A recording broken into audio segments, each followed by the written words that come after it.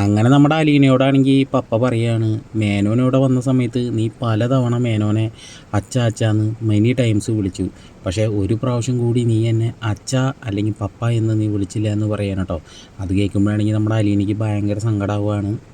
ആ സമയത്താണെങ്കിൽ നമ്മുടെ അലീനയാണെങ്കിൽ പപ്പയോട് പറയുകയാണ്, എന്നെ വേലക്കാരിയായിട്ട് എല്ലാവരും അംഗീകരിച്ചാലും പിന്നീട് ഞാൻ ഒരു രാജാവിൻ്റെ മകളാണെന്ന് അറിയുന്ന സമയത്ത് എല്ലാവരും എന്നെ അംഗീകരിക്കില്ലേ എന്ന് പറയാൻ കേട്ടോ. അങ്ങനെ പപ്പയും മോളും കൈയൊക്കെ കൊടുത്തിട്ട് അങ്ങോട്ട് പോവാണ് കേട്ടോ സുഹൃത്തുക്കളെ. പിന്നീടാണെങ്കിൽ കാണിക്കുന്നത് നമ്മുടെ അലീനയുടെ മുത്തശ്ശനാണെങ്കിൽ ഭയങ്കര സീനാവുകയാണ്. അങ്ങനെ നമ്മുടെ ഔദാക്കുട്ടിയാണെങ്കിൽ വേലക്കാരോടാണെങ്കിൽ പൊട്ടിത്തെറിച്ചുകൊണ്ട് പറയുകയാണ്, അതൊക്കെ അങ്ങ് തൃച്ചിനാപ്പള്ളിയിൽ അവളെ ഇനി ഞാൻ ഈ വീട്ടിൽ വെച്ച് പൊറപ്പിക്കില്ല, അവളെ ഇന്ന് തന്നെ ഈ വീട്ടിൽ നിന്ന് പറഞ്ഞു വെച്ചിട്ടേ ബാക്കി കാര്യമുള്ളൂ എന്ന് പറഞ്ഞിട്ട് അകത്തേക്കാണെങ്കിൽ അങ്ങോട്ട് കയറി പോവാണ് കേട്ടോ. പിന്നീടാണെങ്കിൽ അലീനയുടെ പപ്പ പറയുകയാണ് അച്ഛനോട്, 23 വർഷം അനാഥ കുഞ്ഞിനെ പോലെ കഴിഞ്ഞവളാ, അവൾക്കൊരു സ്നേഹം, ഒരു കരുതൽ, ഒരു അച്ഛൻ്റെ സ്നേഹം എല്ലാം കിട്ടണ്ടേ. അതുകൊണ്ട് നാട്ടുകാരെന്ത് പറയും, ബന്ധുക്കാരെന്ത് പറയും, അതൊന്നും ഞാൻ ആലോചിക്കുന്നില്ല.